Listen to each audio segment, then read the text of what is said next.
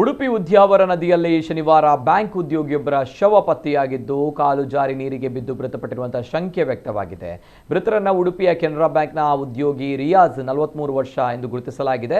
ಪ್ರಾಥಮಿಕ ಮಾಹಿತಿ ಪ್ರಕಾರ ರಿಯಾಜ್ ಅವರು ನದಿಯ ಬಳಿ ತೆರಳಿದ್ದ ವೇಳೆ ಕಾಲು ಜಾರಿ ನೀರಿಗೆ ಬಿದ್ದಿದ್ದು ಮುಳುಗಿ ಮೃತಪಟ್ಟಿರಬಹುದೆಂದು ಪೊಲೀಸರು ಶಂಕಿಸಿದ್ದಾರೆ. ಘಟನೆಯ ಮಾಹಿತಿ ತಿಳಿದು ಕಾಪು ಠಾಣೆ ಪೊಲೀಸರು ಸ್ಥಳಕ್ಕೆ ಭೇಟಿ ನೀಡಿ ಪರಿಶೀಲನೆ ನಡೆಸಿದರು. ಬಳಿಕ ಶವವನ್ನು ಮರಣೋತ್ತರ ಪರೀಕ್ಷೆಗಾಗಿ ರವಾನಿಸಲಾಯಿತು. ಪ್ರಕರಣ ದಾಖಲಿಸಿಕೊಂಡಿರುವಂತಹ ಪೊಲೀಸರು ಸಾವಿನ ನಿಖರ ಕಾರಣ ತಿಳಿಯಲು ತನಿಖೆ ಮುಂದುವರಿಸಿದ್ದಾರೆ.